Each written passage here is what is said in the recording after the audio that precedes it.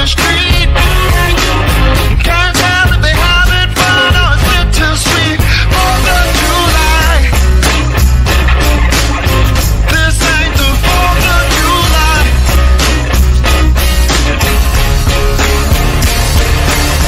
The kids are running all around the block. Gotta check if it's all okay or they just been shot. 4th of July. This ain't the 4th of July.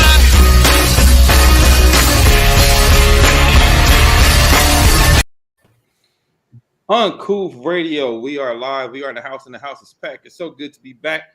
I missed everybody. Missed all of you guys who are on the show. Missed everybody, audience watching. We got so much to talk about, so much to catch up on. So we're just gonna, try to jump right into it, get right to the show. But first, let's introduce my co-host because it's been a minute. So I want to make sure people ain't forgot who we was yet. We got Becky Chandrick, Q the Rebel, and we got the Crypto Worm down there, Dr. Ron Wilson. Thank you guys for joining us, man. Let's hop into it, man. So, talk about this Ukraine war and what are the effects, like the direct effects on United States citizens.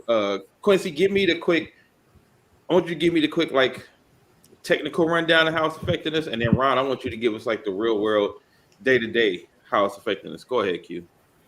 Well, I think I think we should probably explain why folks believe it's even a war. I mean, why it's going on.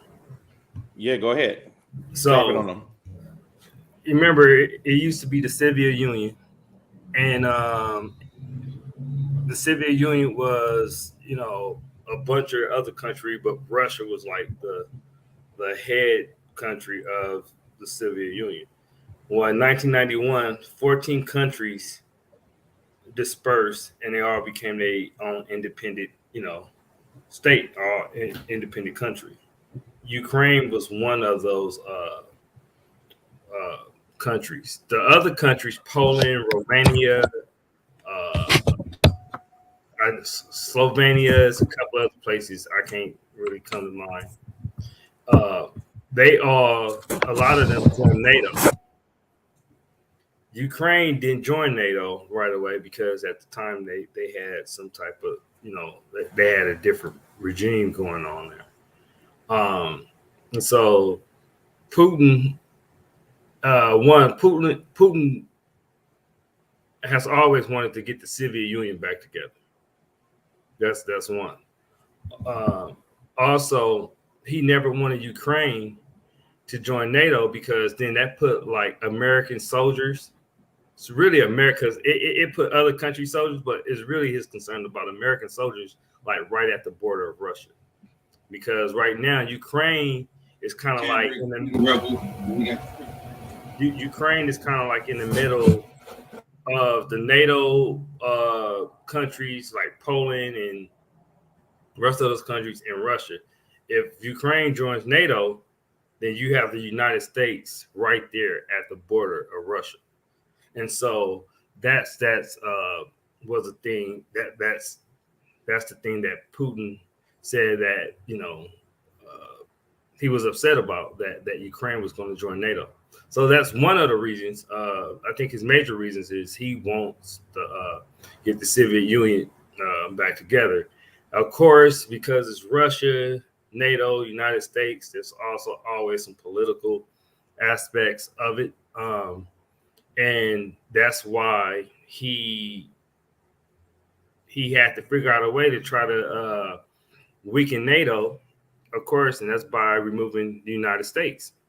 He's not going to bomb us because Russia would get blown up. So what he looked for is political figures that would assist him, and that's why they interfere in elections that help weaken NATO from the inside out. And that led to him assisting, Donald Trump to get elected. And if y'all remember when Trump was our president,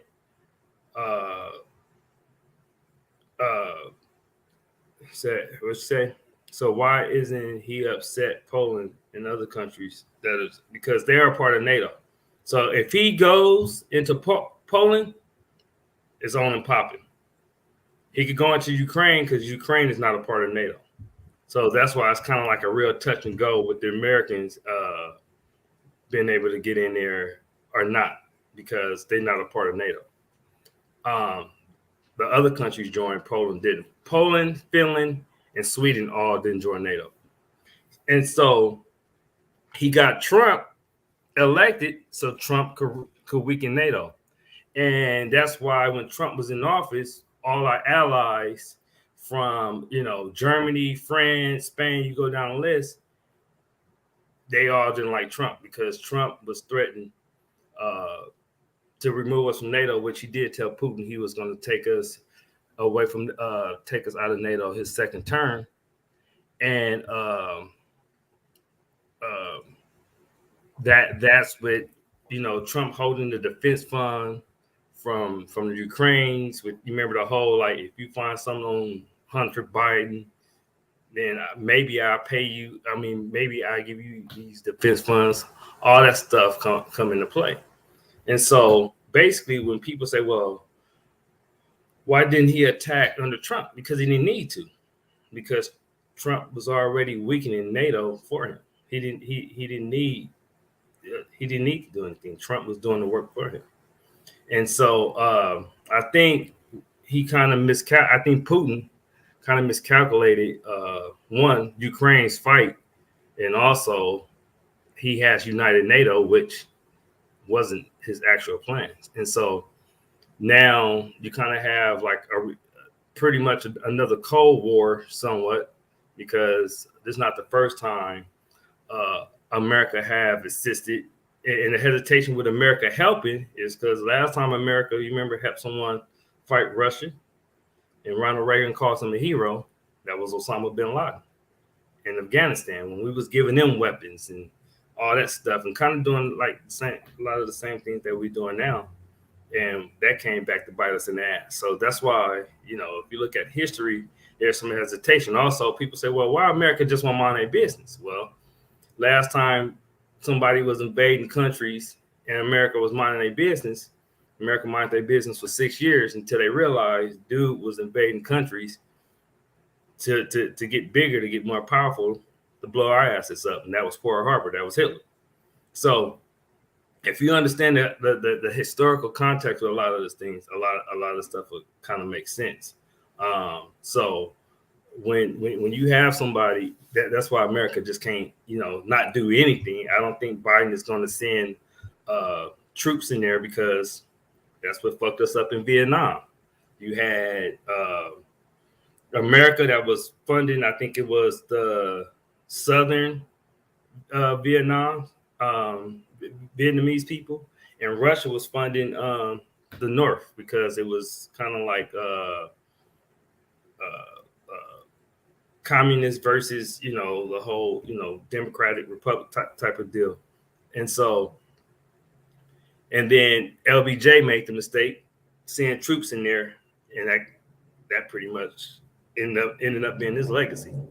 That war was bad. So there's a lot of other things, aspects going on. We got, the Republican Party, and that's the thing. Putin is a smart dude. He has infiltrated one of our political parties. He put a sanction on Canada and the United States. In Canada, he banned conservatives and liberals from coming into his country. Here, he only banned Democrats.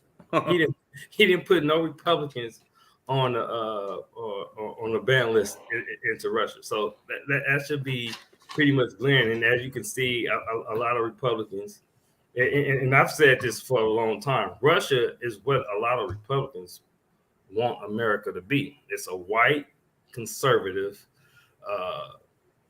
Christian country that, they have all type. That's why I'm really concerned about Brittany Griner, because they have they have like anti-gay laws there that they can enhance her charges on.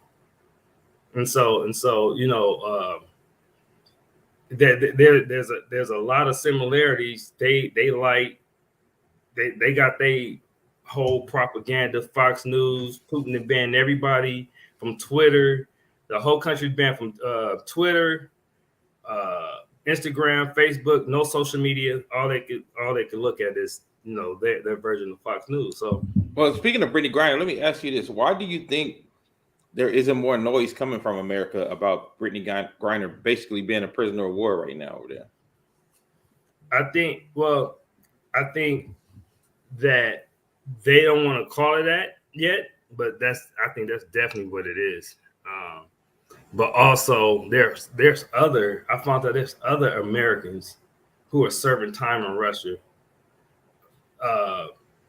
like crazy shit, like 15 years a week there right now. And I have this, like, I have a big fear. This is like one of my fears of like traveling abroad, to be honest with you, because I don't know who like this fucking country and who don't. And the laws and rights that we have here, that in some of these countries, that shit does not exist at all. You don't have the right to attorney. Like Brittany Griner, attorney said he haven't talked to her in 2 weeks. Like, that shit is unheard of. Right.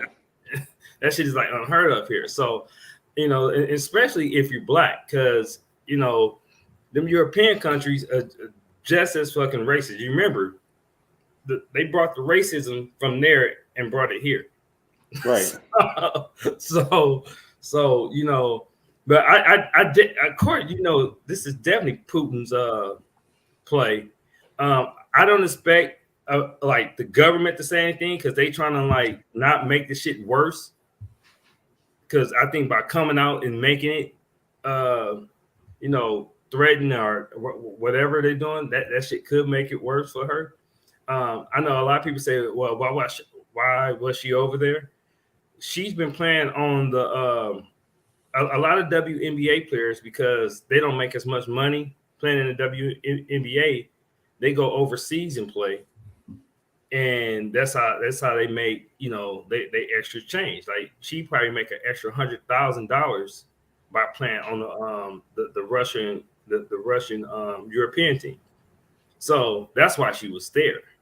She so it's not like I don't know too many black people that go to Russia to vacation. So she was going there to play basketball, a team that she's been with for 7 years.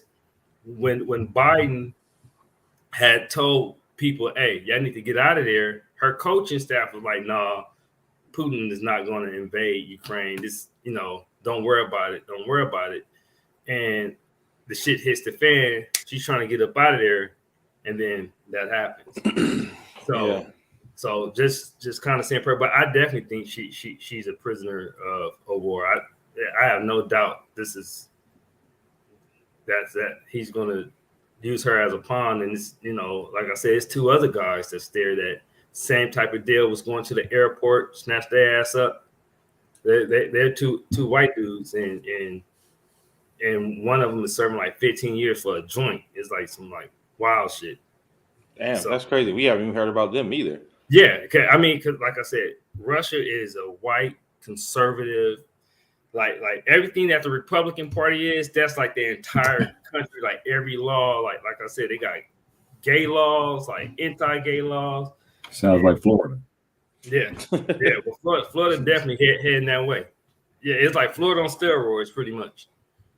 Well, so, Ron, let me ask you. I'm sorry, Ron. Let me ask you from your point of view, from what you see with your friends and social media posts. What are the things you see as real world effects, or even what people perceive as real world effects from the war? Because that's very important as well to discuss.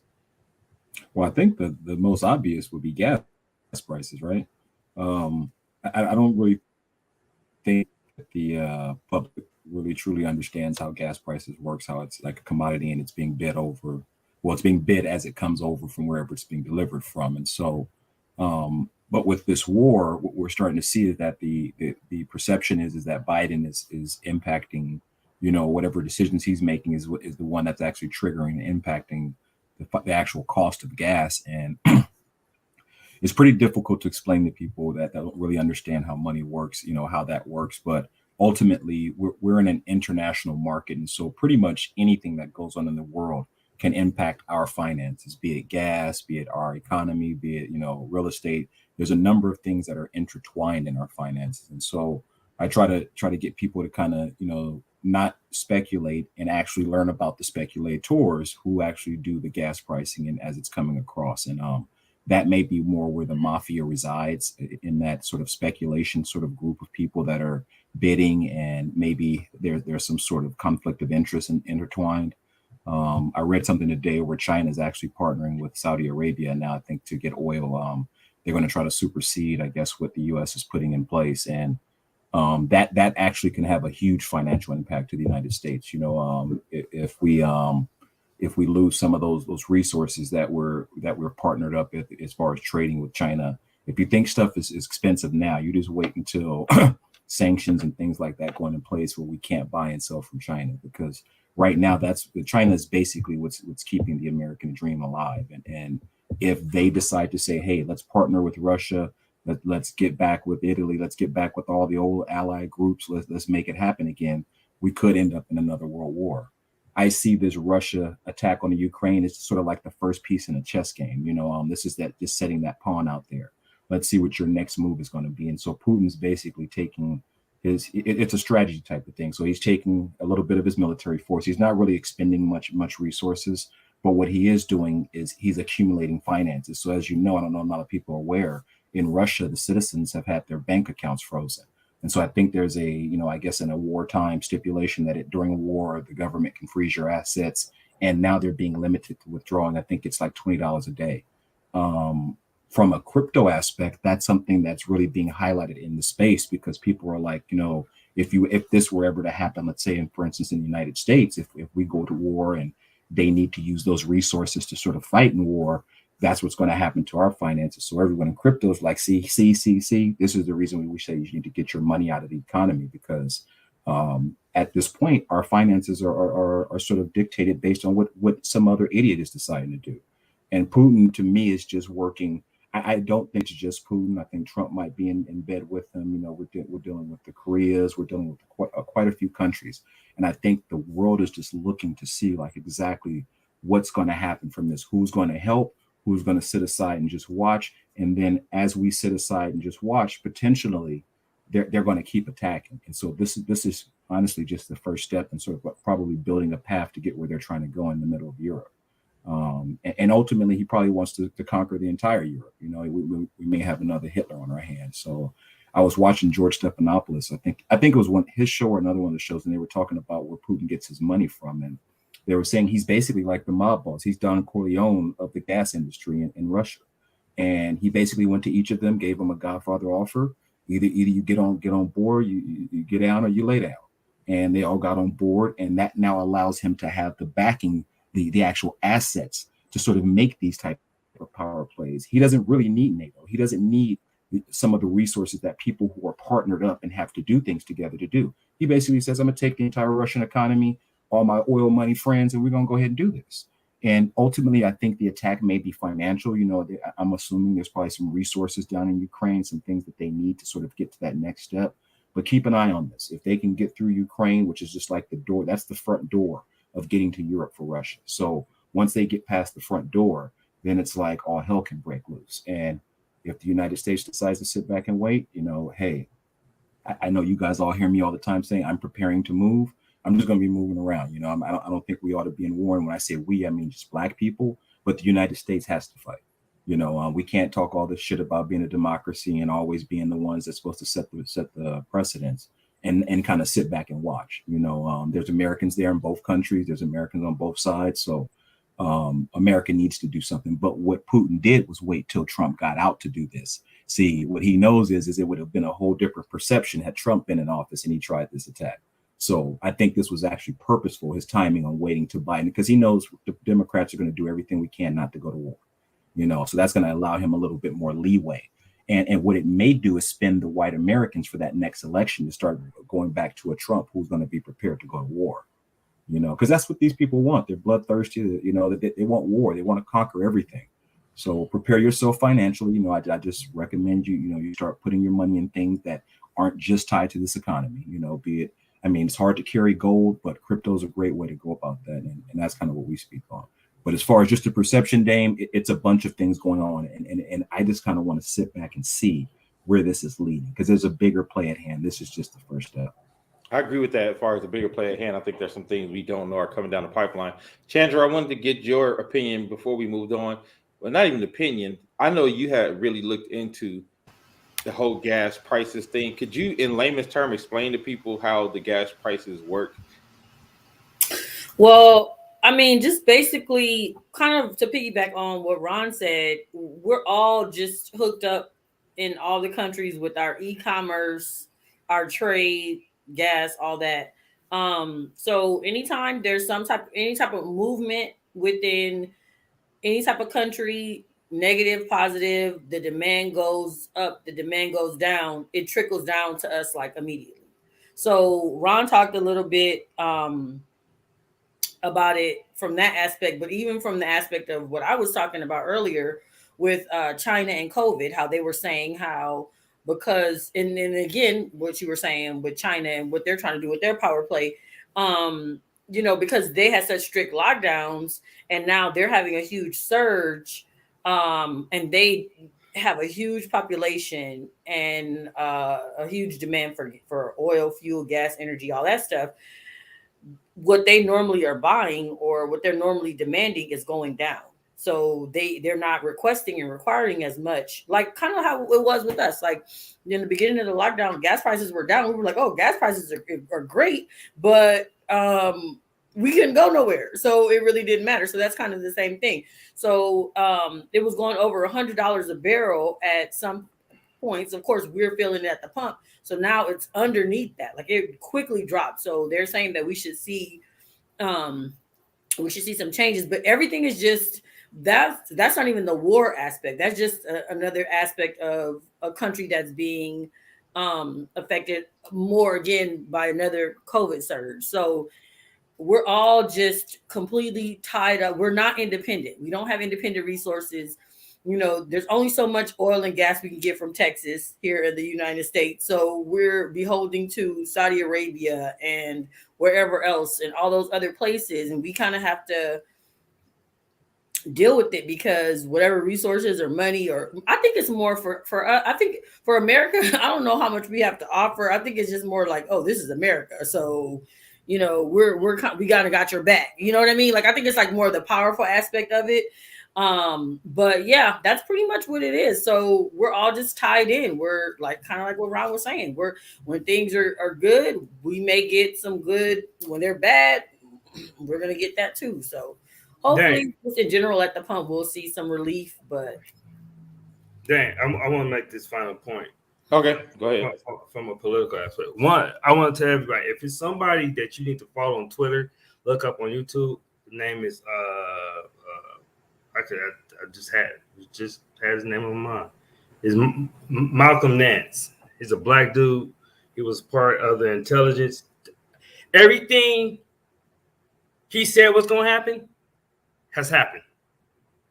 I've been following him for a minute now. Since Roland had him on, right? Yeah, so I've been following for years now. Every fucking thing. He was in Ukraine 2 months preparing them for this, telling them what routes Russia was going to take, all that, every single thing. Last week, he said, if I was America, I would send drones to shoot up the Russian convoy. Guess what Biden is sending Ukraine today? Drones.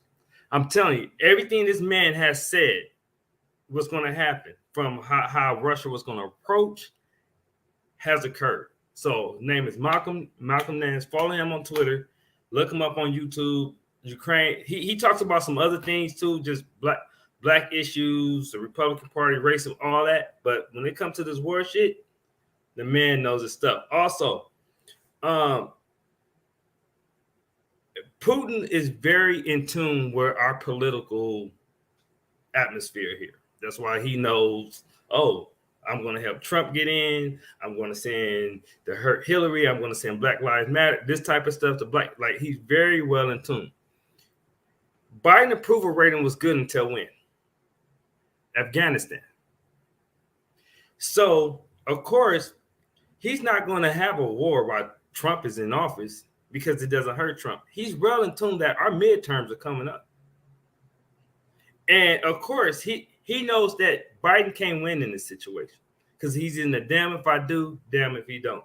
Because one thing about going to war with Russia, and I try to explain to people, this is not Iraq, this is not Afghanistan, this is Russia. We have 5,000 nuclear bombs, they have 6,000. So although we might blow their ass up, part of this country that exists now probably won't exist if we go in there and attack Russia like we have done other countries. So do understand that this is not other countries that can't touch us. We could be touched here with Russia. It's not just Russia though. Russia, I think Putin's just the head of white supremacy. I think he's really stepping out to be, you know what, I'm the head. Donald Trump is one of his commanders or one of his no, cronies and whatnot. Yes, I mean he's the head of white supremacy.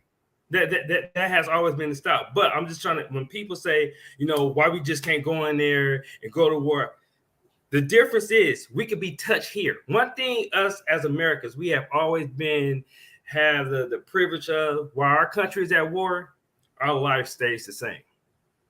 With most wars, that's why Pearl Harbor was so big, because that was the first time somebody actually came near, well, they went to Hawaii and they touched us.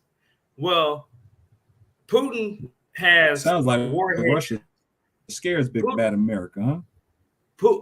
Well, the thing is, the way how we value life, and I remember Osama bin Laden said this shit, and I won't ever forget it because I don't know why it stuck out.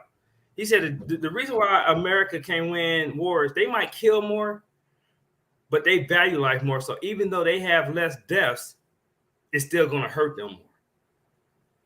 So yeah, like I said, Russia would get blown the fuck up, but you better believe that if any part of this mainland get touched by any nuclear weapon, we're going to feel it a lot worse than those. Because as you can see, Putin really don't give a fuck.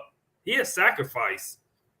I mean, he has sacrificed. I mean, this nigga bombing paternity wards at children's hospitals. So he really don't give a damn. And so the thing is, any parts of this country get, I mean, like I said, we might have kill more people, but the thing about it is the way how this country is ran, we never been touched on our mainland, and it would make a huge significant difference if we go into a war like this and something happened. And like I said, the same thing happened with LBJ. They about actually sending troops in there to Vietnam, and like I said, that's probably, people don't like to admit it, we got our ass whooped in that war.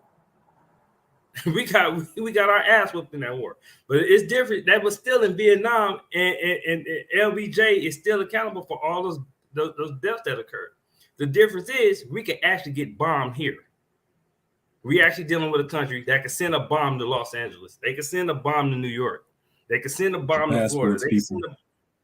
So we can actually get touched, and that's the biggest difference of dealing with what we're dealing with now. Now, I don't think.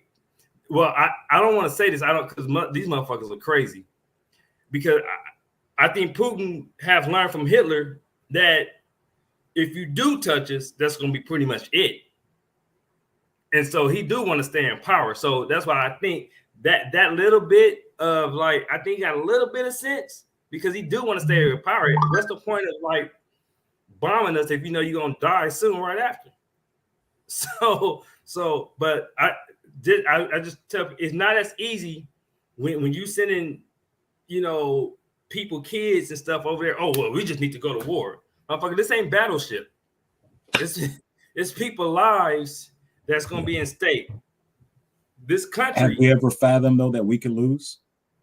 I know we say that, you know, they got 6,000 nukes. Have we ever just fathomed that, you know what, we could just lose? Well, like, they could just be smarter and take the right tactics. It depends how you define losing. Like I said, we'd probably end up, I mean, not completely destroyed. I'm just saying lose the war where we tuck our tail and run. Like that's more of what I'm saying about. I mean, to me, losing, the country's gone. I'm sure a lot of people think we want to say, okay, well, we won the Iraq war, but go ask those families who lost their kids over there if we won. You know. So we value our life more than we value other people. I got a brother in the Air Force. I definitely don't want him in Ukraine. I don't give a fuck. Yeah. That's why I suggest people not even getting the service. So honestly, they're gonna keep us at war but for the rest of our existence. But I think that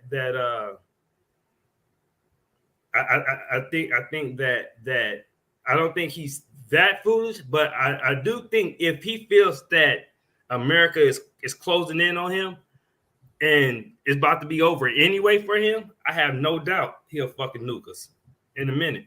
Like, I think Putin got that. Well, I'm going to go down anyway. I just might as well take as many as I can with Putin. I'll go down taking everybody with me. But he's definitely well in tune. This is going to war, putting Biden in a can't win situation, knowing that, you know, I mean, because to hear the Republican Party talk about this motherfucker is like scary. I'm like, these motherfuckers are like, I'm like, Ronald Reagan is flipping over in his grave right now. Ronald Reagan, I don't know if people remember Ronald Reagan hated Russia. Yeah. And Ronald Reagan, it was like, you know, like the Republican guy until Trump. That's the thing. He was the Republican guy until Trump. Trump is now the Republican guy, right? So of course they're going back whatever play he said. They're like, oh, he said he's a genius. I'm fucking with what he say. You know what I mean? Like, so that's where it is. The whole party has shifted. The whole party has changed. Yeah. And like you said earlier, the whole not the whole party, but a majority of the party, the base. The majority of the base has bought into what used to be called fringe in regards to the white supremacist ideology and not teaching critical race theory, and then being straight up like DeSantis, being outwardly racist, being outwardly homophobic, being outwardly anti-minority. You know what I mean? So now that is what the base is standing on and what the base is running on. And I cannot fathom for the life of me why the Democrats don't even know how to take advantage of that, because they're scared to say somebody is racist, as you saw with with Kamala and Biden. They're scared to talk about how racist the country actually is. So now you're at this place where the racists get to run rampant, run wild, get their message out, spread their message, and the Democrats is kind of like, America is not racist. America has its issues, and da-da-da. So if you don't call a thing, it's never going to be a thing, because that's what the Republicans have been doing in regards to, like, we don't want to teach critical race theory. We want our kids learning about this Black history shit. You could literally opt out of learning Black history. That shit is wild to me, which is why, you know, and I know we'll have this discussion another time closer to midterms, like why a lot of this shit is a joke to me at this point, because they just they letting too much shit run rampant, and I'm tired. You know, I'm kind of tired of the weakness, man. Let's get into this Kim K shit. Not the Kim K Kanye shit. She's been in the news a lot lately. I know she's having a good time.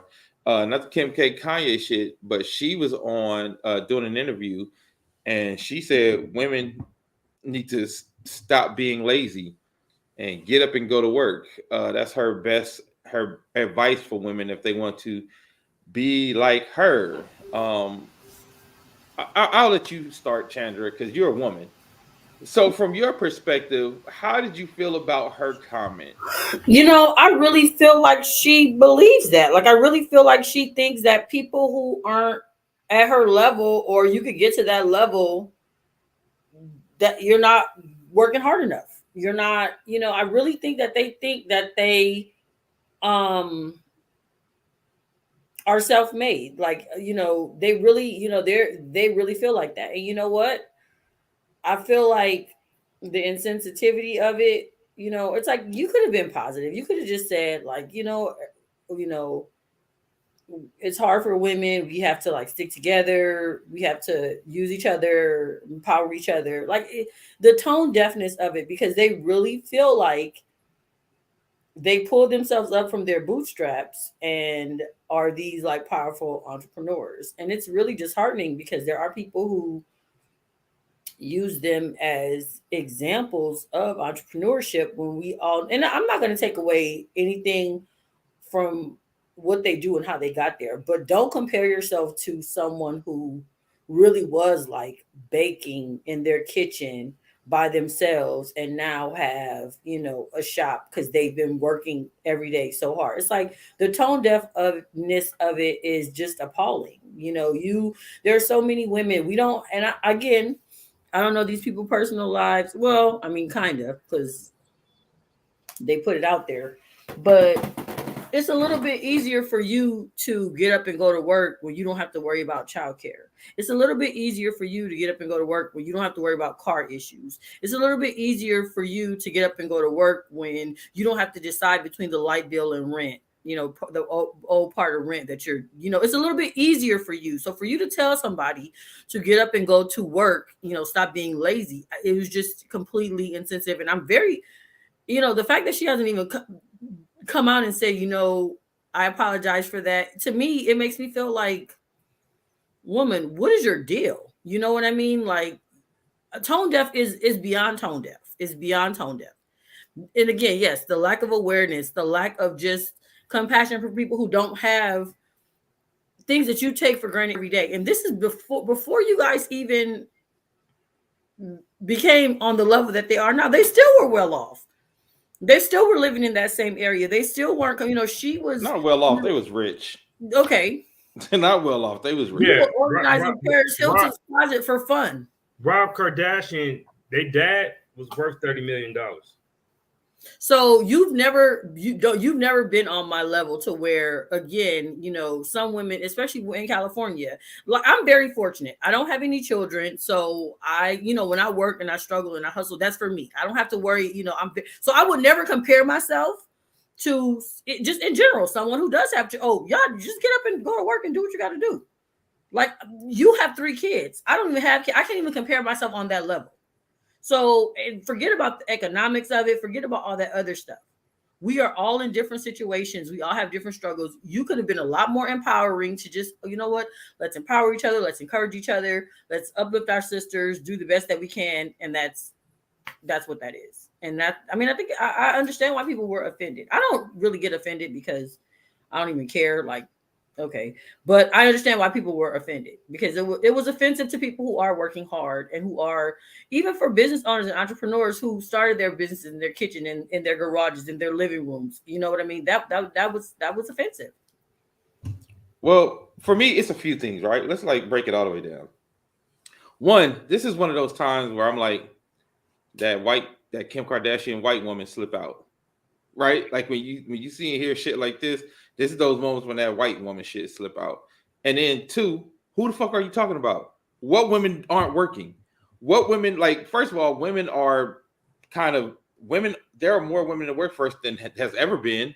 That's 1. 2, even though women get paid less on the dollar, women are the most, they have more educated women in places and positions and more educated women who have been in positions than ever before. But those women are still not getting paid like they supposed to. So my thing is, who are these women you're talking to? Who are you talking about that's saying, yo, y'all don't want to work?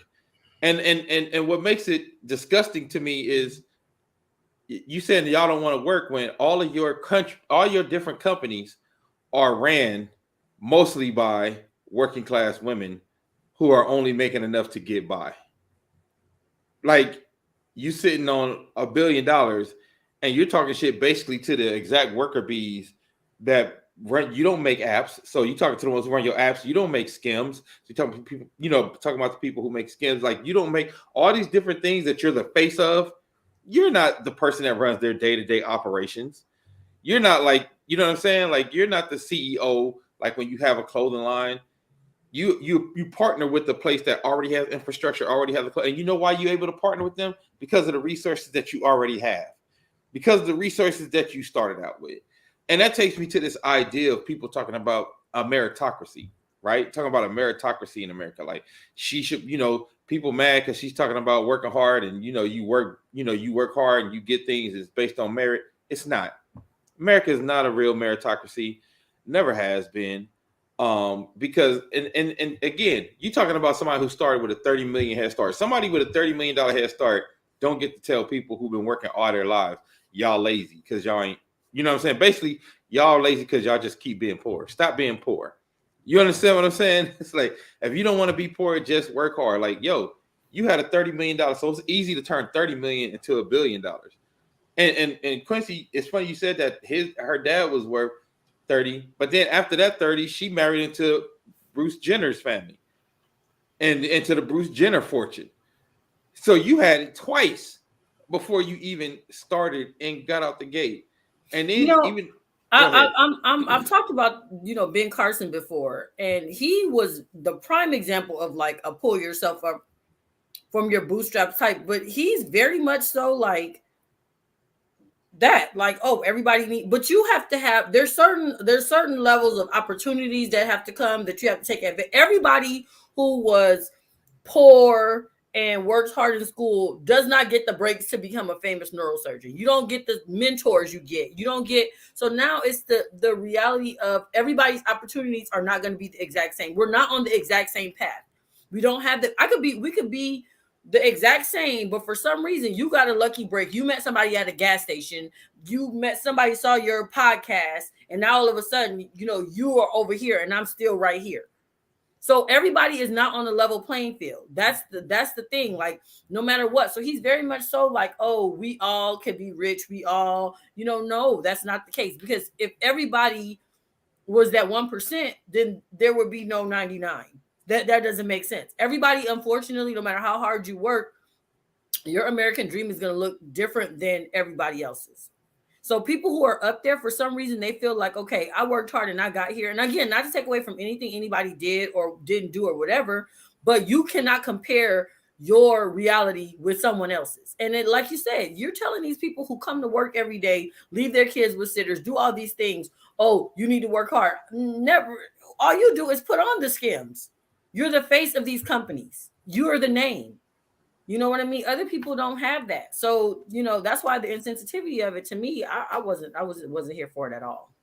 And for me, when you make statements like this, we know who it's going to affect first, right? When you make statements like y'all don't want to work, it's going to affect Black women first. Let's keep it 100. Let's keep it a buck, right? When you make those statements, it's Black women are going to be affected first. And things like that. And that's why I think it pissed me off so much, because I was just like, this is somebody who embeds themselves in a Black culture until it's convenient to throw that white on. And not just her comment. You talk about the self-awareness, the lack of self-awareness for that whole interview, because I don't know if you guys know. Also in the same interview, Khloe Kardashian is going on and on about, we don't blame women when the men cheat. That's stupid if you do that. I'm like, Jordan Woods has entered the chat. You know what I'm saying? Like, y'all literally tried to destroy this girl over Tristan Thompson. And now and I was like, yo, the lack of self-awareness in this interview is crazy, but that shows you how, insulated they are, that they really think this, they really believe this. Because Kim, if you really walked through your factories and walked through all the places and the places that, you were the face of, and walked and seen who was there in the workforce, you wouldn't have made that comment. And like you said, Chandra, that message could have been relayed without saying y'all some bunch of fucking lazy asses. Like, the message could have just been, you know what, everybody get out there, do your best, work hard, and leave it at that. But it's that extra shit, that extra little venom that makes me raise an eyebrow. Like, okay, there go the real you. That's what it really, like, that's what you really think. That's what the real is. You know what I mean? And, and it's funny. I'll say it's funny that somebody would use Kim Kardashian, of all people, to talk about the fairness of meritocracy when she started out a millionaire. It's the most baffling and crazy thing to me. And again, because my parents have worked hard. I'm sure y'all parents have worked hard, and we all have worked hard, and we all have been getting better incrementally. But we not 30 million to $1 billion better. You know what I'm saying?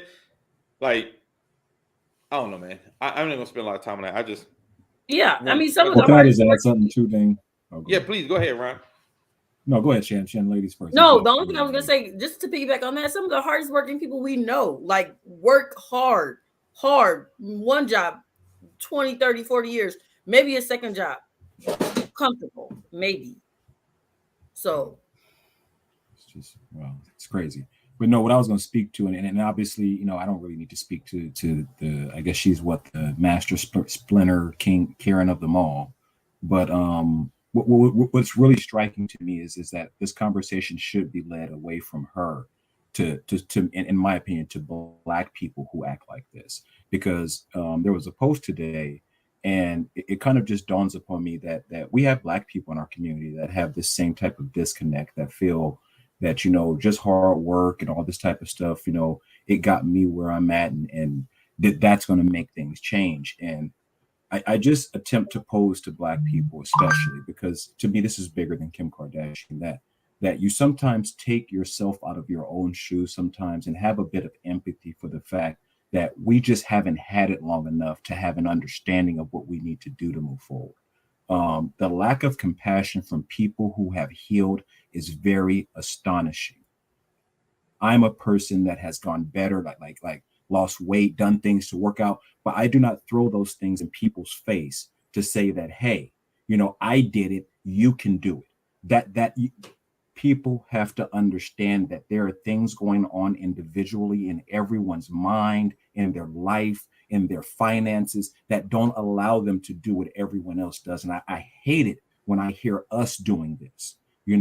I was actually glad that this Kim Kardashian came up because it brought up this same topic. And I have people in my life, I know people like this that think, hey, why don't those people just work harder? I'm the one, I got this, I got that, to do this. And I'm like, dude, like, do you know what we had? And I do this especially to my friends. It's like, dude, we can't be like we started from the bottom and now we here. Like, no. Like, let's cut the bullshit here. What I'm saying? We all kind of had enough to do everything we did. And what we didn't get was because of our lack of effort. It wasn't because somebody did. And then now that we've gotten older and okay, that maybe kicked in, we can't now turn around and then look down on other people and say, well, what the fuck is wrong with you? You can't do it. It's you have to have empathy for people and you have to use compassion, because what your healing is showing is that you're actually a shitty person to begin with. And all that fucking whatever it was that was coping on that you're now coping off of is what actually covered up for the fact. I can't stand that. And I see it a lot from people who lose weight, they get healthy, they change religions, they do all these things, and now they start casting aspersions on other people like you wasn't just out here fucking doing all this shit. Stop that shit, Black people. We can't do that with each other. That's my point. Thank you. Let me add that. Of course, Kim is speaking from a position of advantage, and has always been, because it, like I mentioned, I don't know too many people who grew up in Brentwood their whole entire life. But what I would like to see next time, and there will be a time where she would be interviewed by a Black person. What I would like the question, or hear this question, is African American women are the most educated group in the country, but also they get paid the lowest wages. Do you contribute that to them not working hard enough, or do you contribute that to systematic racism and sexism? Bingo. And you have an African American daughter in your house. Yes. You have African American. Yeah. So yes, I would she like considers her kids to be Black. She said Black. that before. Yeah, she sure did. So that's what I would like, because I don't know who was the interviewer, but I'm assuming they wasn't Black. But there will be a time where she will talk to a Black journalist. And I think if there's a Black journalist out there that does get the opportunity to speak to Kim Kardashian, that's the question that needs to be asked. And because I look at like Kim, you know what? Because I give her credit for she didn't have a lot of Black folks get out of jail that was wrongly accused. She just, you know what? I think I want to be a lawyer, so let me go take the bars in. That test is $900. If Chandra just wanted to just go like, you know what? Let me go to law school and take the bar exam, she would have to work to get that $900. Whatever aspired young attorney who didn't grow up with a $30 million head start, have to work for that test. And for them, if they don't, I think Kim failed the shit like 3 or 4 times. They can't afford to fail that shit 3 or 4 times because that's a $900 test. Speak on it. So I just leave it at that. Yeah, man. And now we're gonna get into this stupid Kanye, Pete, Kim situation. I've been seeing some unbelievable things Let me tell you something. Some shit I don't think you got to comment on, man. Like, I've really seen some people going hard at Pete. Like, how dare you say something back to Kanye? You know he got mental issues. And I'm like, hold on, y'all. Just the same people last week was talking about y'all just trying to quiet him because he's a genius. He don't have mental issues. Then when Pete says something, you can't talk to him like that because you know he got mental issues. I'm like, y'all can't use this genius and mental issue shit interchangeably whenever y'all feel like it. Which one is it, nigga? Like, you know what I'm saying? Listen, we all know I think Pete got mental issues too. And he did He mention does. They both do. He does. He did mention that. And you know, you can say certain things are a reason, but it's not an excuse for all behavior. You can't just be like, oh, because you saw him poke Pete for 6 months. And this is like the public stuff we saw. Yeah. And the minute this guy, and then even the text messages that I read the ones on Quincy's page. I'm not sure. I guess, did you get that from the Shade Room? Because I don't know what everybody's familiar with. No, I got it from Kanye page. Okay. Wow. Okay. I got it from that nigga page. Yeah, so what I'm saying is, text messages. So I'm reading the text message and I'm like, he really tried every avenue, every single civil avenue to get this dude to like be a normal person. I'm not taking stuff public. I'm not. And then all along, we know Kanye's doing all this stuff. He's doing stuff in public. He's poking the bear. He's texting him. He's weird. He's doing all kinds of stuff. He said we can't halfway say SNL. Yeah. We can't halfway say, okay, Kanye, we can't excuse his behavior when we feel like it. It's not a back and forth thing, especially because I think we're looking at like the textbook example of a narcissist, like among whatever other mental issues he has going on. So I don't. He's been that. I'm, so that's really my only thing to this. He's been crazy before you met her. You know, to me, if you didn't choose that, it's on you. You know, and then unfortunately, every man that steps foot in that Kardashian household has come out a different person. So I'm just looking at like what was before the Kardashians. What are the results of going into that house as a male species, and what has come out of that? And those results show me that if you come out of that household sane, you're a special person. Well, because it's an element of insanity. With Kanye too, and he was insane before he got there. Yeah, and then that just exacerbates. You know, of course, they have a whole bunch of. And they got a whole bunch of issues going on there. So it wasn't a good environment for a person who may have had some mental issues prior, as well as has been experiencing so much grief from the loss of his mother. This, you could tell. I've watched a couple of the shows with him on it. He wasn't on it a whole bunch, but I watched a couple of shows with him on it. He wasn't happy. He wasn't, it wasn't like it wasn't something like Scott. Sunk in place. Scott jammed there because he's he's like a Kardashian too. So that's his thing. But there's some people like, what's the dude's name? That basketball, Chris Humphries. He wasn't really rolling. Several people, because I watched it over some years. Several people were not really rolling, but some people. Well, it's people hard, that roll like, broke people. Well, it's hard to deal. I feel this way about any celebrity. It's hard to really deal with any type of emotional or mental issues when it's constantly public. All right, when your life is on TV, we kind of saw with Lamar Odom. When you got so many things going on, and you got to battle this shit in front of millions of people every week, because there was nothing that they wouldn't put on TV. The motherfuckers put everything on TV. So, being on a reality TV show, and you got some mental emotional issues, that's just gonna be hard to deal with. I mean, that shit hard to deal with privately. Let alone you constantly got to deal with it in the public and read about it and see people post about it and talk about it and blog about it. But as far as the whole thing, I know a lot of chicks, and that's the thing. The reason why I'm going so hard, I can show you my constant DM of chicks who dealing with Kanye's right now. Niggas who just don't want to let go. Their ego, their pride, so they trying to threaten the other dude. I even had one dude threaten me, and I'm not even fucking with the chick. And it's just, and he only threatened me because he felt it could hurt her. And so that's when you see this type of behavior, and I see people, it's so easily accepted just because somebody's status.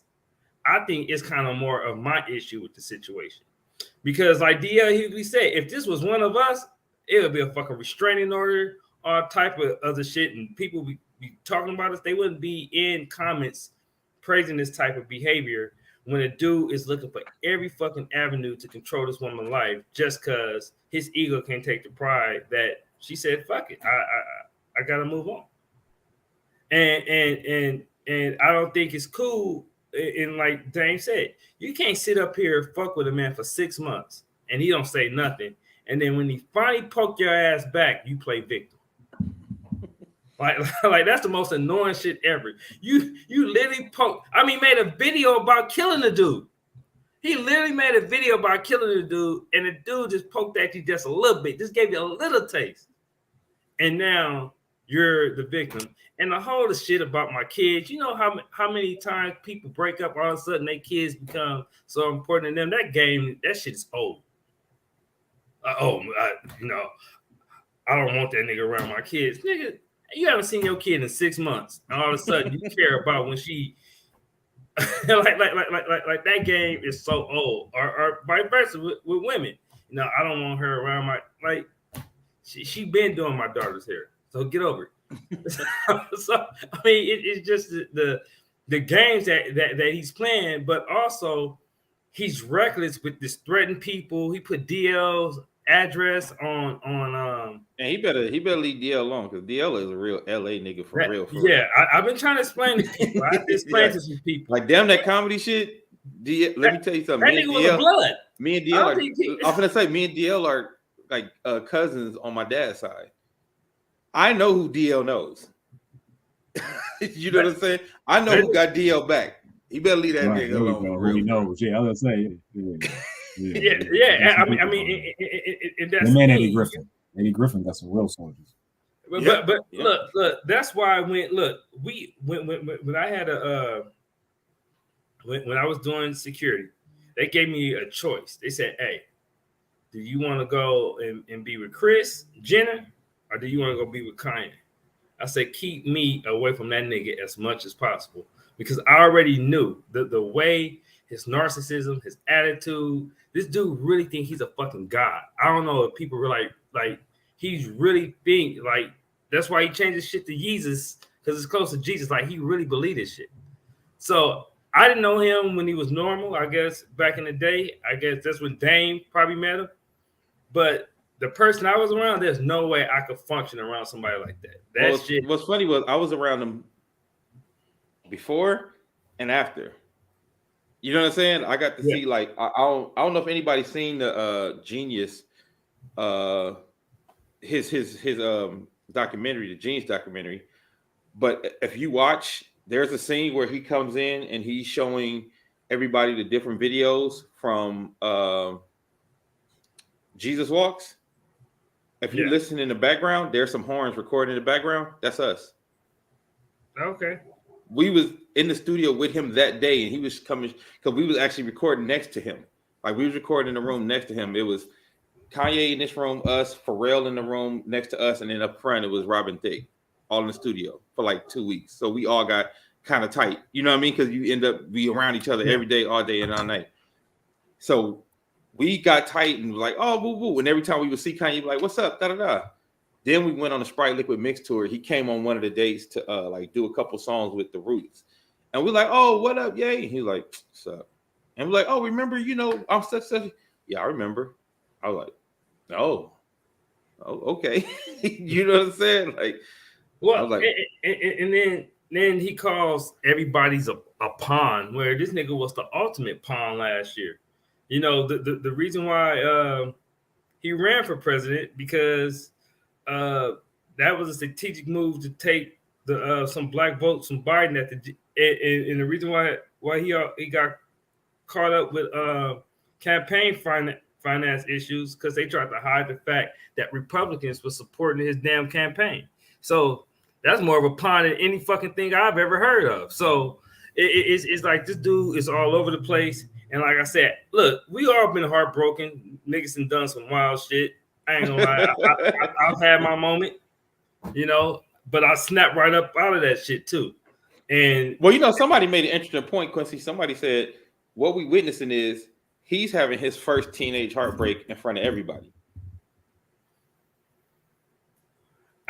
Well, yeah, and then because see, I also think this is part of the issue. So everybody, like Amber Rose was just a stripper before him. Everybody else, it was like, oh, you with Kanye. Versus now, he's actually with somebody who got their own shit. So breaking away from him, like, nigga, I'm a billionaire too. But that's my thing. She didn't have that Quincy before she met him. She wasn't who she is, and that's what they do. That's what they use to get with her, and that's part of who he's become. They was almost there. They was almost there. I don't think Kanye made her. They was almost there. Yeah, they was. When Kanye came in the picture, billionaires. Yes, when Kanye came in the picture, they was already almost billionaires because Kanye already had a makeup line. He came in the picture late.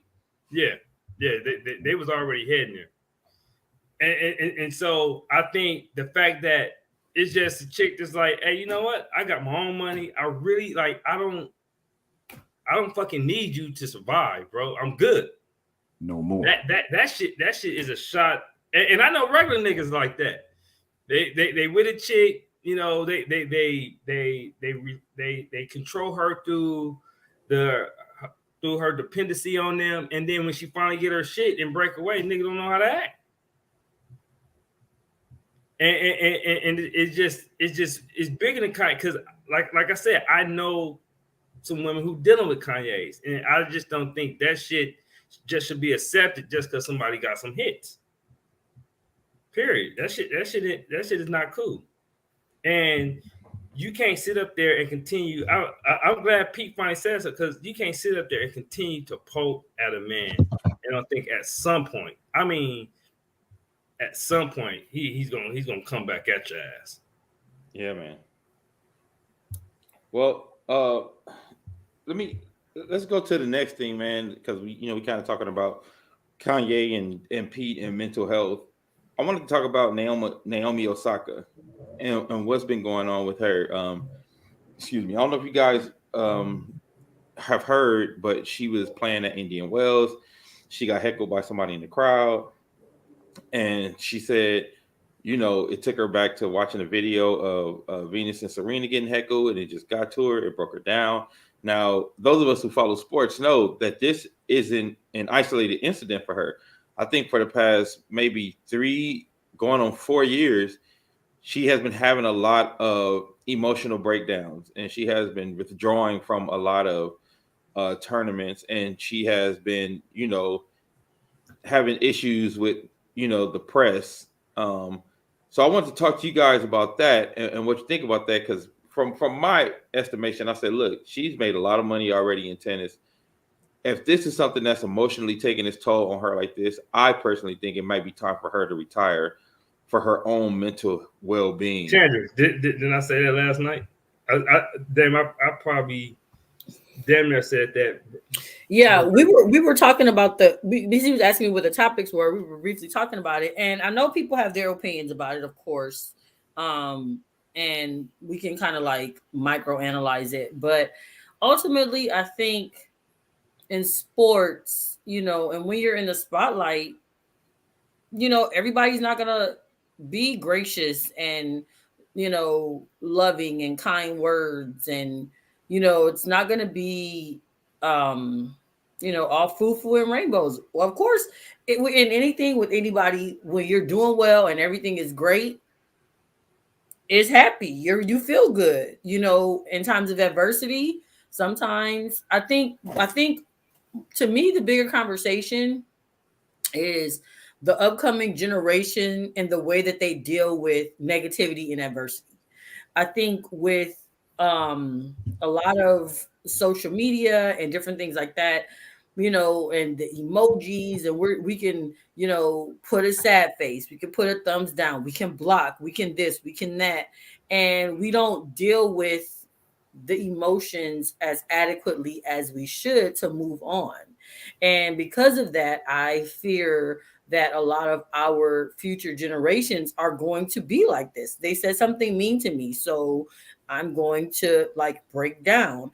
Not to say everybody needs to develop a harder skin, but I feel like with us, and I mean, I may be biased because I am in this generation, but I mean, we're obviously the best generation. We've dealt with like everything. We Yeah, know I how to think go back and forth. We know Quincy always talks about like the sticks and stones and this and that, but we kind of, you know how to snap back at people. Or even Kobe, he used to say, like, okay, heckle me. I'm taking those words and I'm using them for good. matter of fact, since I was looking for this quote that he said.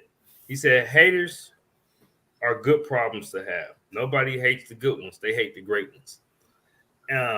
So And- I feel like just for her and her mental health, and we are, I think it's also good that we are also normalizing taking care of yourself mentally so you can be your best self. Somebody mentioned maybe she could take a break, maybe this or that, but you know what? Sometimes people are made for that. I don't know. Me, I don't want to get in front of people and they be yelling at me, Chandra, you suck all the time. I probably would break down too. I don't know, but Serena, like, okay, she's crip walking on them fools. So how you deal with it is how you deal with it. Yeah. But for her best mental, maybe she just kind of needs to. And how old is she too? She's like 23. Yeah, 23, 24, I think. Yeah, these kids, they're kind of. I tell you what, I think you made a good point about just generational, and I think we do a little coddling too much, with our kids, because some of the shit we've been through. So I remember somebody once said, like, you had the generation of helicopter parents, and this is the generation of bulldozer parents. They didn't move all the adversity out the way. So now when these kids finally actually deal with some shit, they dealing with it as adults, and they really don't know how to cope with it. And I remember when Isaiah and Simone called me and told me that somebody was teasing and talking about them. I gave them some jokes to talk about their mama back, like, cause I can't. You can't go through life thinking like my mom and dad gonna always be there to fend for me, and not saying I don't know her situation, but the element of sports, that's when you're good, like Kobe said, when you're great, you're gonna get booed in Boston, you're gonna get screamed at, you're gonna get cussed at, shit tight, but you have those people who built that tough exterior over time as well. Like you said, I remember when Venus and Serena first came, and it kind of bothered them. I forgot the one good European chick at the time, and Venus and Serena was kind of like the, they was being treated like this, and then they internalized that, and like you said, they became the savages that they are. Same But thing with you know what? Because you made that example, and I remember in King Richard, a big part of that was like their dad. We talked about like the parents and how, but watching that movie, dad was like, look, you want to be the best, people gonna hate on you. You don't want people to hate on you. You need to win. You don't want them to boo you, then you need to win. Like that type of thing. Now, can I ask, has anyone seen her documentary? I know we've seen King Richard. Has anyone seen Naomi I didn't know she had one. So I think there's a little better context in having seen how she was raised and how she came up. Go ahead and finish, Quincy, because I'm going to touch on that. So I want to let you finish. And so you kind of started with Kobe. You remember when Kobe first came to LA, he was like kind of more of a Grant Hill type of personality, smile, friendly, and then as the criticism and the boos after the Utah era, like it kind of morphed him, and then him getting attacked in the media all the time, it kind of morphed him into that Black Mamba, which we all known today. Because when Kobe first came, go look at all his commercials on Moesha and all that shit. He was like, kind of more in the Grant Hill lane than this dark side that we came to love and know. And I think for her with sports, that that is not going to go anywhere. And like I said, we need to normalize. It's okay if something is too much and your mental and emotional part of your life can't handle it. That's fine. Like, we need to normalize that. We need to normalize people on that need meds to deal with that type of stuff. Anxiety. There's nothing wrong with that. There's nothing wrong with doing the best thing that can help you mentally and emotionally. If that's walking away, if that's taking meds, there's absolutely nothing wrong with that. And if this is too much, if she just has to play like just the U.S. Open and don't go to other places, then that's perfectly fine. But as far as if you're good, you're going to have some haters in that mug. And sometimes you be so good, you would be getting cheer MVPs in Boston like no other Laker have, because I've actually witnessed it and seen it. And so when she just like I mean, and I'm gonna make this last point. This what LeVar Ball was training his boys for, right? Because LeVar knew at some point they was gonna, whatever the criticism is, but one thing they could always rely on. This shit is nothing that's worse. That's what I heard from my dad. And so I think that's a valid point about, Venus and Serena, their father, her upbringing. But we're in this environment now that everything is fucking offensive. You shouldn't say that. You can't do this. You can't. That's offensive. That's offensive. And it gets to a certain point to where you got to say, okay, cool. That's not going to go anywhere, especially if you're good. And if you can't handle it, it's okay to walk away. And then when you feel like you're in a better place and you get a little older and you're ready for it, then come back. Ain't nothing wrong with that either. Go ahead, Ron. I know you had something you wanted to say, add to the situation. No, I would just I had quite a few things because after having listened to everyone, but I'll be sort of brief in this. Like they mentioned that the documentaries Naomi Osaka. I think it's difficult also to compare sports like tennis and golf to sort of sports like basketball, football, where fans aren't sort of like in that gentleman sort of fashion. There are plenty, you guys can go look it up online. There are plenty of posts that show sort of white athletes in tennis that get heckled and the hecklers immediately removed. But I think what really is interesting to me, and having seen Naomi Osaka's documentary and having seen Colin Kaepernick's documentary, I think what's really interesting is that they're both biracial children that kind of grew up in households that weren't in sort of a sub community or in like our cultural community. And what's interesting is that you can notice if you kind of look through the documentaries, you can see that they're kind of both looking for something outside of their home. In this case, Naomi Osaka's father, I believe, is African and her mother is of Asian descent. So you can always tell now Naomi in this case, I think, was raised more around the Asian community on her side. So as we know, Asians are much more milder. They're much more calmer. How they digest and internalize things aren't the same way as sort of how Black people internalize things. We're a lot more tougher. We're a lot, we stick up and fight. So I think when we're speaking on Naomi Osaka, I think a lot of that context needs to be put into place. So you probably will be best suited watching the documentary, kind of seeing how she really, from what I could tell, I don't think she really wanted to play tennis the entire career. I think this is just something she did because her father was always that one that pushed them to do something. She did it at the time with her sister, and her sister kind of fell off. And I just noticed like the look in her face. And I think that's kind of the joy that left hers when she sort of parted ways with her sister. She became great and her sister kind of just kept going straight on that same path. But having lost a close person and then just looking at the documentary, she seems like she's been depressed her entire life. I'm just going to be honest with you. She doesn't seem like a happy person, but this is also something I just see from a lot of Asian friends I have. They don't have that jovial, outgoing type of personality. Some do, but I just see some that are just a little bit more serious, more to that effect.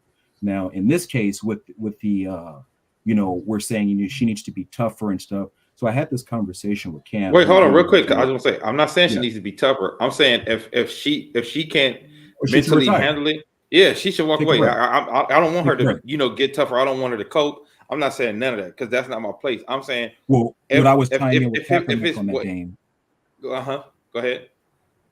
I didn't get to finish that point. So what I was tying in with Kaepernick is what they got to see young is that there are people that get treated different than me. So I actually get to be in a household and I get some of this privilege. But when I go out into this sport, there are things that are happening that I'm just not privy to, and I'm getting to see exactly what goes on behind the scene. So I think what we're seeing from her is something that's probably happening with Bubba in NASCAR, that's happening with her in tennis, is that now that we're more awake and woke to what's going on just in the community, just like everything is at the forefront now. People are losing interest in sports, people. I'm just going to be quite honest with you. And I can see athletes sort of losing that, like we said, when we were young, everybody played to win it. These athletes aren't doing that no more. They're playing to get a check, go on and do what they like to do. I don't see that fire, especially in a lot of Black athletes anymore, because I think they're looking at the bigger picture, which is, you know what? I'm giving my all for this sport. I'm doing everything, and I'm just not getting the results. They're out here jeering me. They'll cheer this white bitch that I'm playing against that lost, or in scenarios like that. But I just think there's other things that are kind of weighing on these athletes that we at our time, because we weren't woke. We may have had the African chains and shit back in high school, but we were nowhere near as woke as we are now as to what's going on systemically across this country. And I think it's just impacting them mentally, where it's really taking away their will. They don't care about winning no more. The fuck I want to win for? For who? Who is that going to help? Oh, that same person that treated me like a nigger? Like, what do I really want to win for? I'm going to go get my check and I'm going home. So just start, as a group, start paying attention to that, because I don't think this has to do with them being weak mentally. I think they just don't give a fuck about these sports no more. And I'm actually proud of it, because I've always said we have an unhealthy relationship as Black people with sports. My team, my this, my that. It's unhealthy. And I was part of it, so I'm not going to act and pretend like I wasn't. But I try not to weigh on people, like I said earlier. I try not to weigh on people about something I do. I just think it's something we need to really look into. I don't think they're weak. I think they're just smart. And they're like, I don't need nobody fucking boom me. Fuck you. I ain't doing this shit.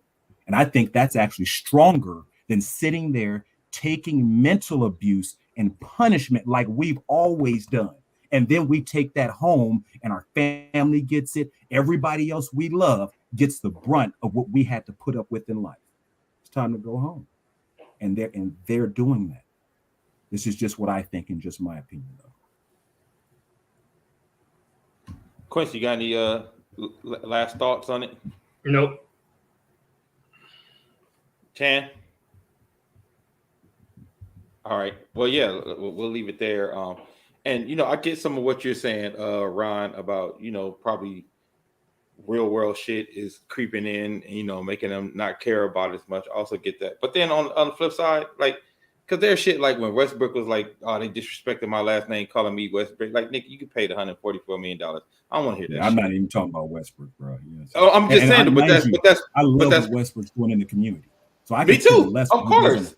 With what he's doing in the community, fuck the Lakers, honestly. Well, for me, I think it just because I didn't even know she had a documentary, but even the brief things that you said about her, like that makes the sense to me. Like that's like, oh, okay, right. She didn't really want to play. Her sister, she played like that. Okay, that like I'm not a psychologist, but that could explain like why she doesn't have a big passion, why she doesn't, why she's like not driven as we would think like more athletes would be. Or whatever, why she feels like there's like some mental things going on. That all explains it to me, like just from what you said. But anyway, yeah, no, I definitely she should definitely do what's best for her. Yeah, I'll check it out. But yeah, what's we have something else, Dame, or that's it? I was gonna talk about the Ryan Coogler thing real quick. The Ryan Coogler bank fiasco. Because to me, that was just an example. My friend Kaya said she was quoting somebody and we was trying to find who the quote was attributed to, but we couldn't find it. But the quote was basically saying, she said, our oppression has got so sophisticated, the oppressors don't even have to be in the room anymore to caused the oppression. You know what I mean? And it was very disappointing to me that the sister at the bank wouldn't even take the time to ask him to take his mask down and put his glasses up to check his ID. The mere fact that a black man wanted to withdraw $12,000 was a red flag enough for her to call the police and say she felt like she was in danger when all he did was write a note. Not that he said stick it up, you know, he put a gun or pull some set it off shit. Like literally, he just wrote on a note, I want to take money out of my account. The nigga's trying to rob himself in his bank with his ID and his ATM card. And why did he write a note? Just wondering.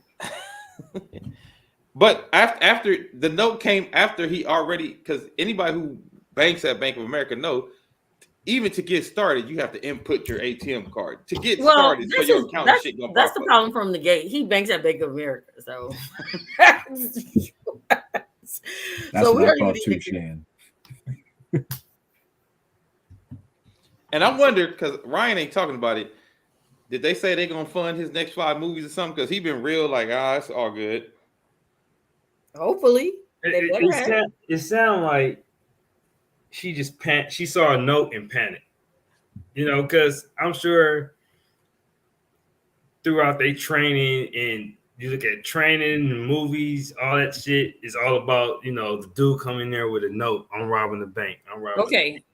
And more than likely, she just got the note and fucking like that moment and fucked up and freezed up and panicked before actually like, okay, knowing that, looking at the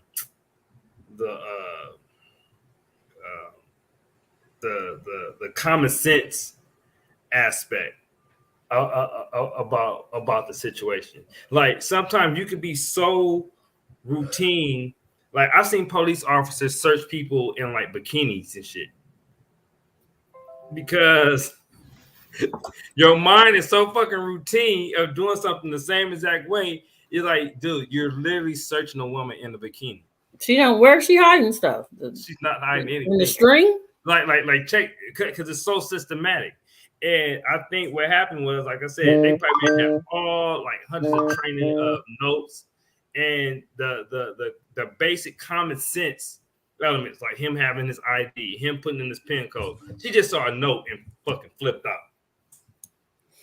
And sometimes people just do dumb shit and panic before like slowing things down and actually seeing, okay, no, if this is this, then more than likely he's like, did she even read the note, or she just saw the note? I guarantee you she didn't read this. She just saw the note and was like, police. She just saw the note. Yeah. She probably read like him asking for money. It's like, oh shit. Like and completely forgot he didn't put in his PIN. He didn't have his ID and everything. She just saw a note. Yeah, she probably just saw the note. It was like police. The button. Well, this is the issue for me, guys. That's right. Calling it, that's true. This is the issue for me, guys. 5 people had to be wrong for it to even go this far. You understand what I'm saying? Like, if you want to go down the line of how many times this shit should have been stopped before it got there, like 5 people had to be wrong. The teller, the manager, the 911 operator who knew it was some bullshit, and then the 2 cops. 5 people. There was 5 people who didn't have common sense in this situation all down the line. Well, I'll say the teller, not the teller, the 911 operator had some sense. She probably just like, I gotta send because they asking for it. Yeah. They have to. Yeah, because she was like, so I can't ask Quincy. Quincy, I can't just ask like, so he gave you the ATM card and his ID? She did. Does he look like the ID? But you don't want to be that 911 operator. Like, man, this some bullshit. They're gonna be playing that shit in court. They're gonna play that shit in court. And it's really not. This really is the shit. Wilson. So you definitely don't want to be that person. The manager, though, like, what you have the stuff? Look up his account. Like, is he pulling out guns right now? Like, what's happening? Between the time that he says what he wants, he's having the information, he has the note. Is he wearing a trench coat? Like, what is happening? Like, she didn't even do the most basic shit. She didn't even do the skin. most basic shit though. Like, let me see your face and compare it to your ID. Yeah. They usually do. I've had people ask me, "Who your master?" like even at the airport when they like, yo, Yeah. pull your mask down. Okay, like I'm talking about the most basic of things didn't happen, and then your manager got to be, not as sharp as you as well to be like, oh, word. They hired. Well, weird. Call They the know, police. was hired. the way that they're hiring people Dumb these and dumber. days, Yeah, they're just and pulling then- people off the street and- right and now. Yeah, they're desperate. and then I can just tell you basically the police officer just went there, talked to the manager, talked to the manager, went off the call and detained him without even looking at the note and actually Well, yeah, because when the cop walked up, I'm like, why are you pulling your gun out? Why are you unholstering your weapon before He's even black. talking to him? yeah. Right. So because in a situation Everybody Like needs to that. be fired. in a situation like that, I probably would have called him outside and kind of like, got more information, because more than likely people who rob banks still ain't gonna be standing there waiting. Again, like I said, the amount of people who had to be wrong in this shit, bro. So me as an officer would be like, okay, I don't know what he kind of still waiting. So let me call this dude outside and see what's going on. Of course, I'm gonna always do a pat down. That just made me more comfortable because I really don't know who I'm talking to. So, and a pat down is different from a search. A pat down is strictly you just patting for weapons. That's it. You're not going in nobody's pockets or nothing like that. And then got his version, and then probably would have got it from that. But nowadays, with like I said, the common sense element, when people are so fucking programmed. I mean, look, it happened to me on a personal level. I remember when I was going through my shit with the whole domestic violence thing, I had to really tell him. I said, wait a minute. If I'm a suspect, why the fuck she was chasing after me? And then you should have saw the light bulbs go off on everybody's head. Like, wait a minute. Yeah, that kind of doesn't make sense.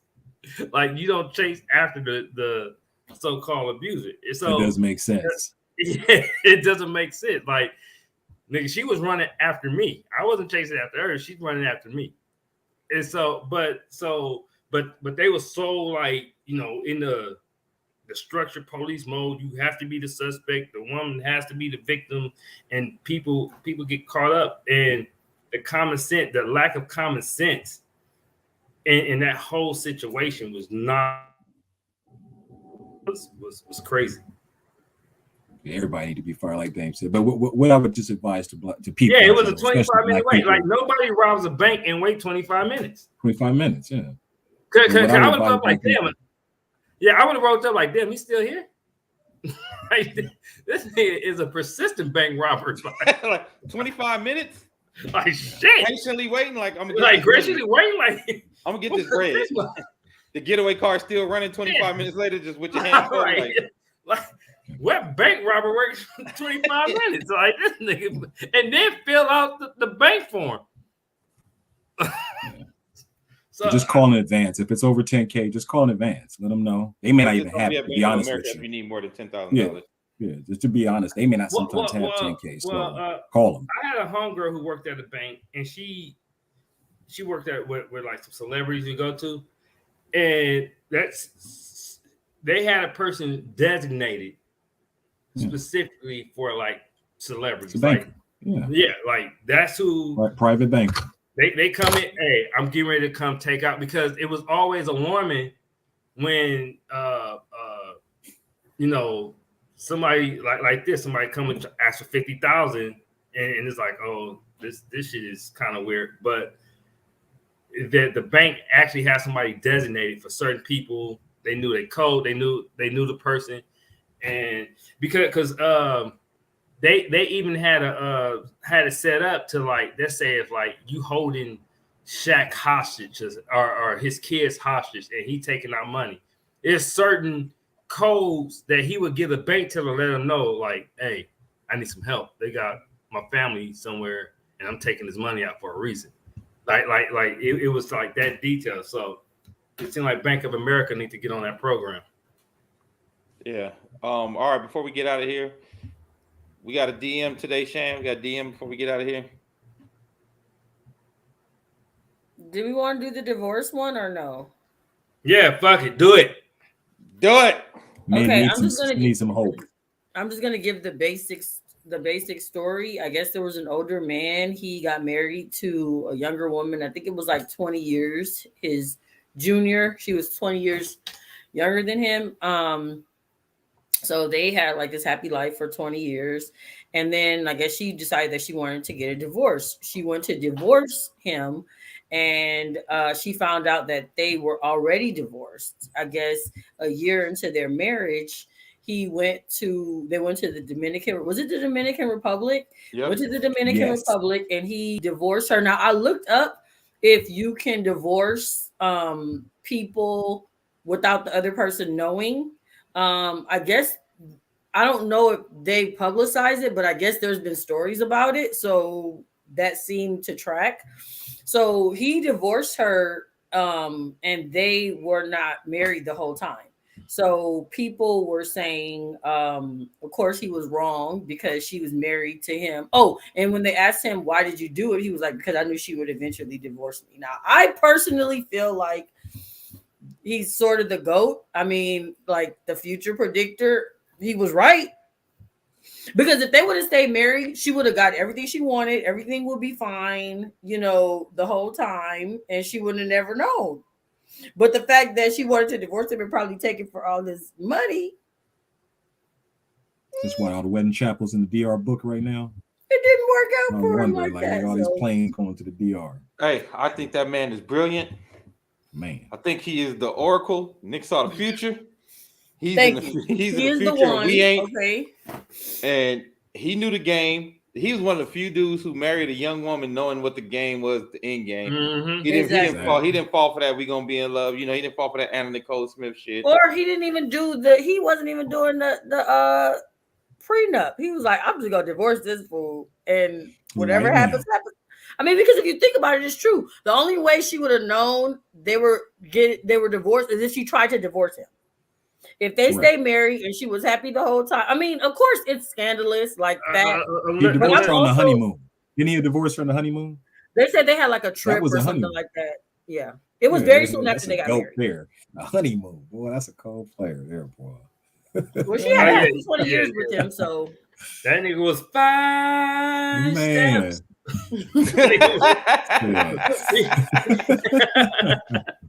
He was shit. He was more Fuck than 5. Boy, he was ahead of 20 her years ass. isn't a game. Look here, 20 years is a long con. When I- for some of when these fucking I- money hustlers. when It's I a see long-ass stuff like con. this, like I really can't be like I really can't be mad at the person. It's like you are thinking like you are living in 3022. Like Yes, sir. we're all stuck in 2022. What I mean? You were already in 3022. Like I ain't gonna be a the divorce lawyer in people's Dominican minds Republic. are just so like It's in the Matrix. Hey, Yeah, hey, yeah. I When I bet heard, you when I saw it, I was like, he rich. Is Yeah. he rich? well, yeah, of course he rich. yeah, of course. Do you know regular With men that that type of marry mind. women that are 20 years older? There's no way a nigga with that type of mind is broke. Yeah. Right. Hell no. That's the Yeah, first yeah. point. And the second point There's is He no outthink the way. insurance company. There's no way. With how many broke type of- people do you know that marry beautiful women 20 years younger than them? Yeah. And they're Maybe old not and they're 20, sick. and there are some, but you're right, Shan. Yeah, you're Yeah. Come on. Yeah, you're right. But, There are but some. he So I'm sorry. I mean, Even the old school sugar daddies do that got a little change. They got a couple yeah, properties. something- Got They that got You post gotta bring office rental something to the check. properties. table. They got that post office check. They got that You gotta post bring office something check. to the table They got that besides bet. the They got that Viagra. bet money. You know what I'm saying? Yeah, Niggas yeah. wearing black Hey, track hey, sweatsuits you with a I'm regular a black product of Nike that hat. post office change. Look, Shit. yeah, because Yeah. there's some sugar daddies that got kids at the school I'm at. I'm sure. And, Look, you You gotta like bring them, something they to the pick 'em table up. besides your they Viagra. ain't rich. Somebody at lunch. What'd you say, Quincy? They ain't rich, but They you know, pay like No, they got a little That's my change point. though. they pay Yeah. they paying rent, they Yeah. paying a They got light that new bill. Cadillac truck. They doing something. Shit. but them 5-year-olds whooping their ass though. Let me tell you that. Them motherfucking 5 and 6-year-olds whooping their ass. Look, trying to get in the car. Whoop, whoop, whoop, Hey, whoop, whoop. hey, man. You Hey, buying the Jordans on Hey, Saturdays. he's like Give 64. His daughter in kindergarten. He said, "Man, I don't know I what, didn't know what I was doing. He said, "Man, you know when niggas She say, gonna be man, you 80 about, years old when she turned 21. hey, man, y'all don't know what to do, man. I went ahead and had Man. baby, man. I don't know what to do. This is about the third time, man, I've been up here. About the third time, man, I've been up here. That's this the week. thing about I'm like, she at home whooping your ass. Who told you to have a kid at 59? That's the thing about Hey, guys to being able to have kids. And his At daughter least bad as shit too.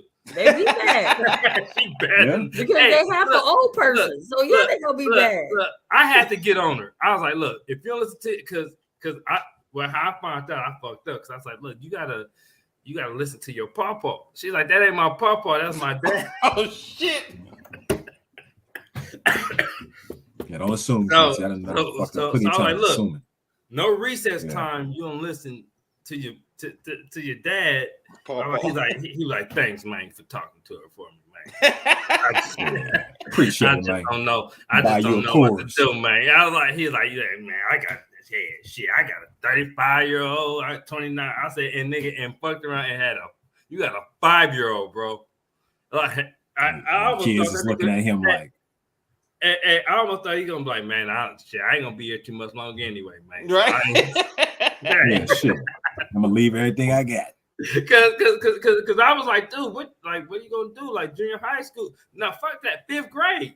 Like, She Yeah. gonna be driving the Cadillac She's truck. about to What be you mean 70. she gonna do? She She be gonna like, be running man, his ass I- around. 70 when she in. She gonna be fifth running grade, him man. at when she 14. 10, Yeah. Yeah, she gonna be running him. Shit. I mean, if Yeah, our sign over friends, your if Social some of Security our check. friends are grandparents at 40, 45, that's his age. He's a great grandparent at that point, and you a dad. He said her mom, man, I calling her, be telling she need to come up here and talk to y'all, man. She don't want to come up here. Well, you retired. You're Yeah, retired. you retired. Her mama got. Her mom You has ain't to got work. shit to You're do, man. retired. So you have to go to the school and The have post your office 5-year-old pension daughter. kicked in. Man, had this mama made me have this baby. Nigga, nobody made you, nigga. You was being a sugar daddy. Look, They got good to you. Like She was Again. securing her future. once you Yeah. start whipping around that Viagra, you gotta. Man, that nigga, that hey, you ought to still. I saw him today. Hey, man. Hey, man. Hey, Whooping man. his ass. All right, man. Uncle, we want to thank everybody who watched. It was good to be back. We are going to be back twice a month now. We're going to be here every other Wednesday, guys, because, life. Shit's We crazy like- right now. We like dealing county with our check. mental health. We like Yeah. county check. Hey. Here on the 1st and the 15th. Right. Hey, That's right. there it is. 1st and 15th, Uncle Radio. Until next time, man. Hey, anybody got any last words, though, before we get out of here? Hey, don't have kids when you old, because they gonna whoop your ass. And we out.